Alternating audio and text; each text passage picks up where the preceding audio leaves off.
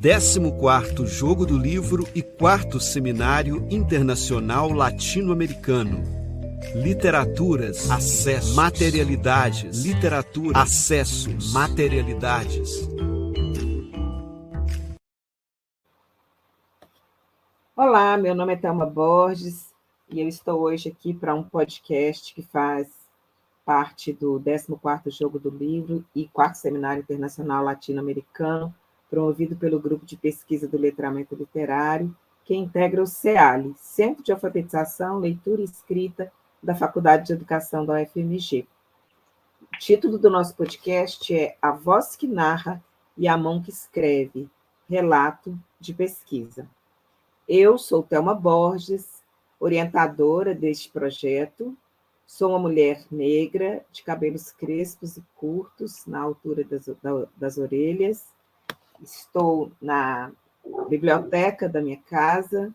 Ao fundo, eu tenho 2 estantes amarelas repletas de livro. E, para esta conversa, nós temos 3 convidadas muito importantes, que foram as minhas orientandas e que ajudaram muito na condução desse projeto. Sem elas, esse trabalho não teria acontecido. Então, eu gostaria de passar a palavra para que elas se apresentassem e fizessem sua audiodescrição. Ana, por favor. Olá, meu nome é Ana Carolina, sou uma mulher branca, tenho cabelos escuros e estou usando uma faixa vermelha no cabelo. Estou de óculos e atrás de mim há 2 estantes de livros. E já gostaria de agradecer a Thelma pelo convite e estou muito feliz de estar participando dessa edição do Jogo do Livro. Seja muito bem-vinda, Ana. A outra pessoa que participa dessa pesquisa é a Jasmin, que vai também se apresentar a vocês. Olá, pessoal. Meu nome é Jasmin Reis. Eu sou uma mulher branca, de cabelos claros. Estou sentada num ambiente claro e, ao fundo, é possível visualizar um mapa mundi.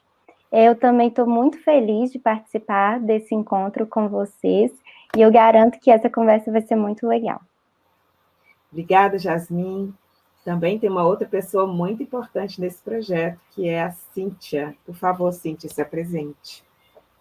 Boa tarde, Thelma, Ana, Jasmin e ouvintes. É um prazer estar aqui com vocês. Meu nome é Cíntia, sou uma mulher negra, com cabelos médios cacheados, amo viajar, tomar um bom vinho, ler um bom romance. Estou morando atualmente na cidade de Rio Pardo de Minas, localizada ao norte de Minas, e atrás da minha mesa no escritório existe uma parede em branco. Obrigada, Cíntia. Eu acho que você gosta de muitas coisas que eu gosto também, hein? Um bom vinho, um bom livro. Verdade, Thelma. Ainda bem. Gente, eu queria começar essa conversa falando sobre como surgiu esse projeto. O projeto intitula-se Performances do Narrador em Narrativas Contemporâneas, Perspectivas e Ensino. Ele é o primeiro projeto que eu desenvolvo na Faculdade de Educação da UFMG, desde 2019, quando aqui cheguei, e recebeu uma verba para professores recém-contratados, uma verba que é de 11 meses, que me permitiu que as meninas pudessem ser orientandas nessa pesquisa e também que eu pudesse comprar o acervo de livros que sustentam essa pesquisa. Mas antes dessa pesquisa existir como ela existe hoje, ela existiu como uma pesquisa de doutorado que eu fiz na Faculdade de Letras da UFMG entre os anos de 2002 e 2006, em que eu pesquisava a obra de um escritor indiano chamado Salman Rushdie, e o livro era O Último Suspiro do Mouro. E nesse livro eu procurei discutir, dentre outras coisas, por que aquela voz em primeira pessoa era uma voz que aparecia a partir de determinados lugares sociais, lugares culturais e também lugares genealógicos, que era a voz de um sujeito bastardo. Essa pesquisa deu origem à tese intitulada A Escrita Bastarda de Salman Rushdie, que em 2011 foi publicada como livro pela editora Ana Bloom. Nos anos seguintes, eu fui estudar Guimarães Rosa, mas eu fiquei sempre com essa questão me incomodando como pesquisadora, que era de compreender se esse fenômeno de mudança discursiva e de uma impressão muito forte na voz em primeira pessoa era algo restrito aos livros do Salman Rushdie que li, ou se isso aparecia em outras literaturas. Então, eu fiz esse levantamento e encontrei muitos livros, mas eu selecionei um conjunto menor de livros para que eu pudesse ter uma visualidade, para que eu pudesse compreender melhor como que esse fenômeno estava ocorrendo, não só pontualmente nos livros, mas também do ponto de vista histórico, porque os livros selecionados, eles compreendem um arco temporal de 49 anos. Então, eu queria chamar a Cíntia para poder falar para a gente quais foram os corpora dessa pesquisa. Então, pessoal, foram escolhidas 9 obras para essa pesquisa. São elas 100 Anos de Solidão, de Gabriel Garcia Marques, O Sol nas Paredes, A Dança dos Cabelos e Sombras de Julho, de Carlos Herculano Lopes, Terra Sonâmbula, de Mia Couto, Dois Irmãos, de Milton Ratum, e Galileia, de Ronaldo Correia de Brito. E Hibisco Roxo, de Chimamanda Adichie, e Submissas Lágrimas, de Mulheres, de Conceição Evaristo. Gostaria, então, de perguntar à Ana, né? Por que o recorte no narrador, Ana, nessas obras? Obrigada, Cíntia. O recorte se deu principalmente pela necessidade de reler a teoria sobre o narrador, especificamente sobre o narrador personagem, e propor um conceito de narrador bastardo, a partir da pesquisa de doutorado da Thelma, já mencionada anteriormente, para avançar as discussões teóricas sobre a voz que anuncia o discurso literário, que é, ao mesmo tempo, o sujeito que se constitui através desse discurso.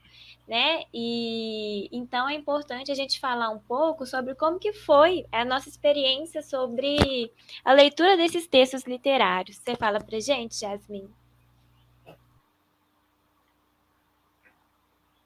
Claro. A gente se organizou da seguinte forma: no ano de 2020, quando foi feito esse levantamento bibliográfico, a gente intercalou os textos literários e os teóricos, e a gente se encontrou semanalmente para a discussão dessas obras.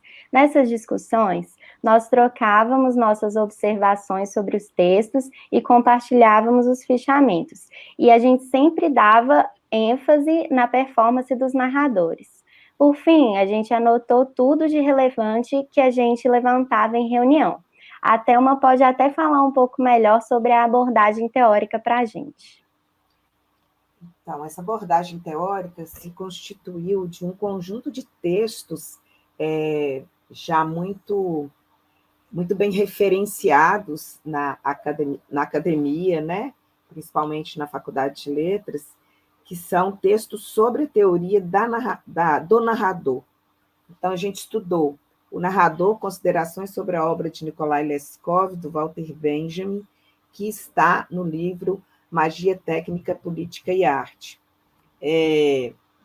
Depois, a gente estudou o texto do Silviano Santiago, o narrador pós-moderno, que é uma releitura do texto do Walter Benjamin, avançando para uma nova concepção de narrador.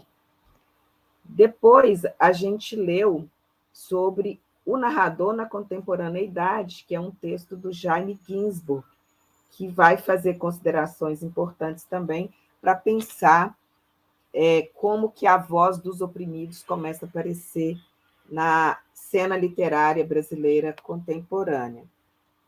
A gente leu vários outros textos, mas eu acho que esses são os mais importantes. E, é claro, tem um outro texto que não é sobre a teoria da narrativa, mas que nos deu muita base para a discussão, que foi um texto do Walter Mignolo, intitulado Desobediência Epistêmica, porque ele vai trabalhar com essa ideia de desobediência epistêmica, mostrando para a gente como que as epistemes do Sul, elas foram silenciadas pelo projeto colonial.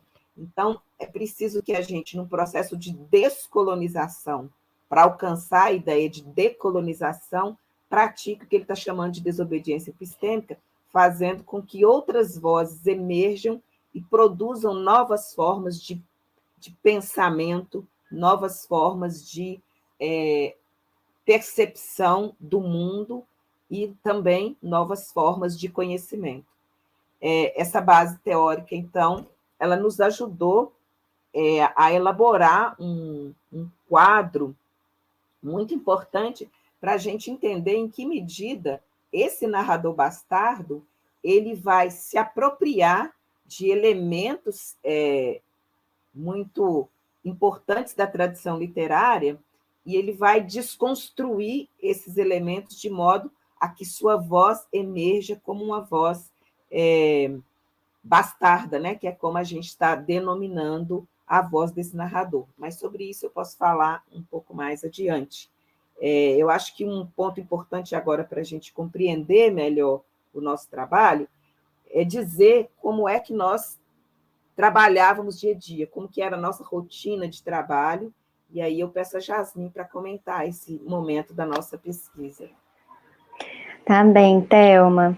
Então, né, o trabalho em equipe foi feito de uma forma muito orgânica, né, mas muito organizada também.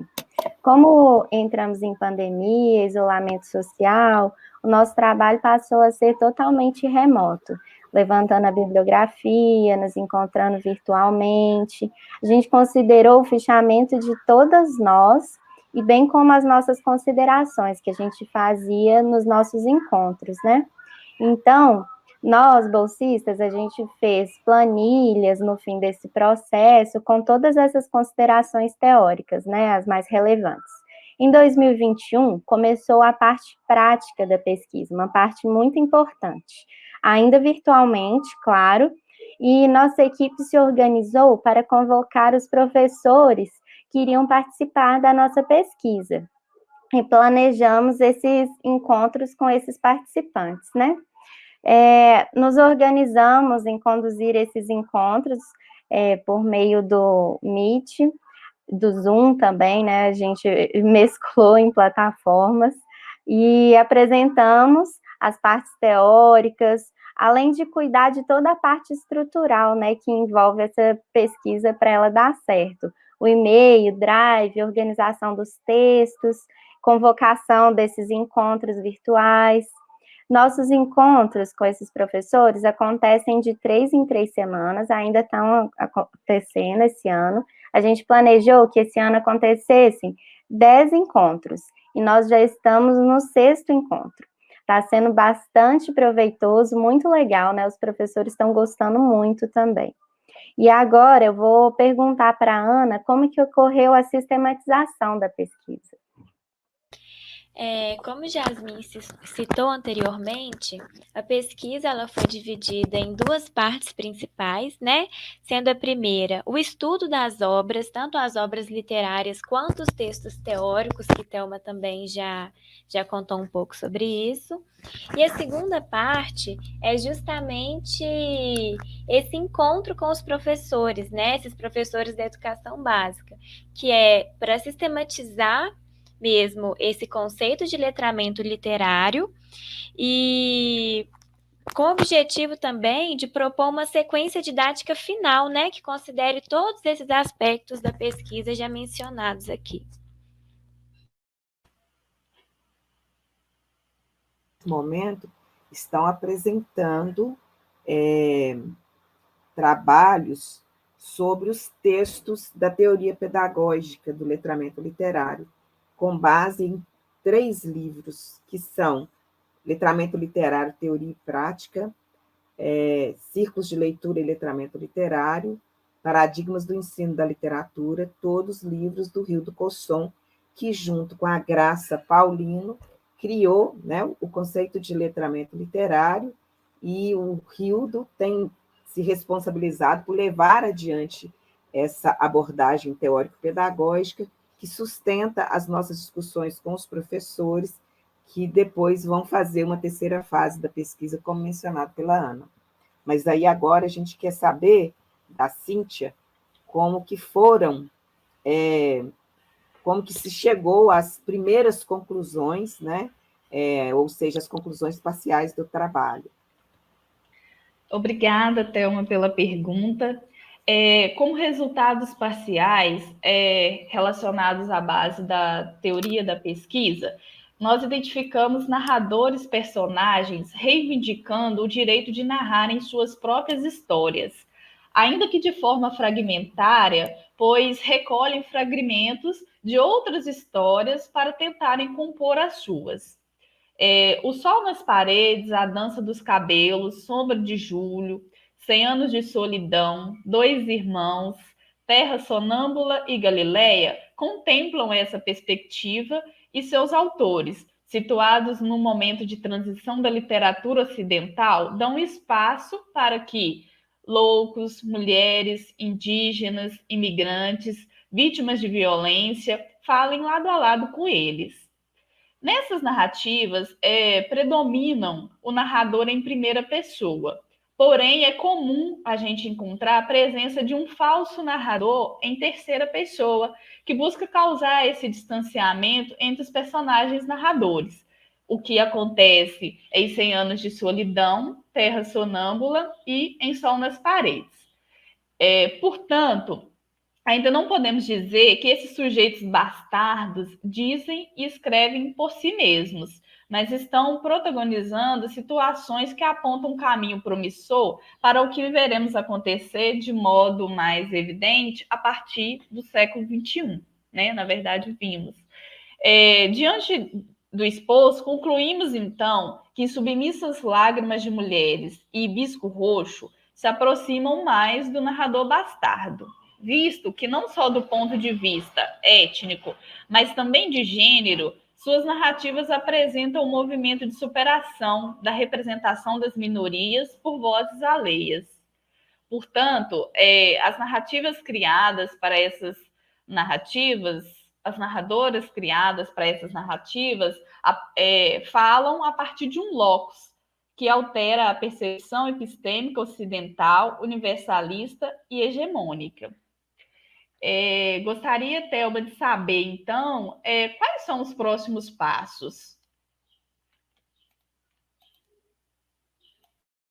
Dar continuidade a esse momento da pesquisa, que é um momento de encontro com os professores, quando a gente conversa sobre o letramento literário.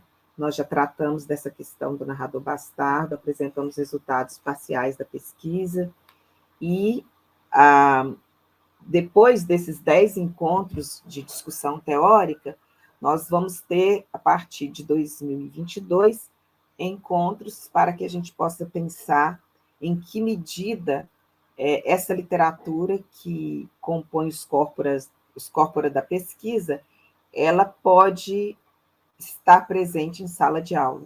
E aí, então, nós temos 2 momentos. O primeiro seria elaborar sequências didáticas que possam, né, contribuir para a entrada dessa literatura em sala de aula e dessa discussão sobre a voz que narra e a mão que escreve, né? E uma segunda etapa seria os professores que fazem parte dessa formação serem formadores de seus colegas nas escolas, para que eles não experimentem essa solidão de trabalhar questões tão novas e tão recentes sozinhos, né? Então, essa formação vai ser composta por esse conjunto de professores, por vocês que pesquisam, né, comigo nesse projeto, e a gente, então, vai oferecer o ano que vem para aqueles professores que quiserem passar por essa formação para compreender um pouco mais de que maneira que as pesquisas realizadas no ambiente acadêmico, elas dialogam e promovem mudanças na educação básica, na escola, na tentativa de fazer avançar, né, as discussões sobre os saberes, e nesse caso específico sobre os saberes literários. Então, eu acho que é isso, né, que a gente gostaria de apresentar a vocês nesse momento. Espero que tenha ficado claros, mas se houver questionamentos, perguntas, podem entrar em contato conosco, que nós teremos toda a alegria de não só sanar algumas dúvidas, mas também de incorporar sugestões de vocês que nos ouvem. Então, se quiserem entrar em contato, basta procurar por nós a partir do e-mail, que a Jasmine vai dizer para a gente qual que é, porque eu não sei de qual é esse endereço. Você sabe, Jasmine? Sei. Performance do narrador. Ai, meu Deus. Deixa eu conferir aqui, gente, que eu acho que eu posso. Cíntia, sabe? Bom, não, de lembrei. forma, Pesquisa do letramento literário, @gmail.com. Pesquisa letramento literário, @gmail.com. Nós vamos colocar esse endereço na descrição do nosso podcast. Então, agradecemos a participação de Ana, Jasmine e Cíntia, e até uma próxima oportunidade. Obrigada.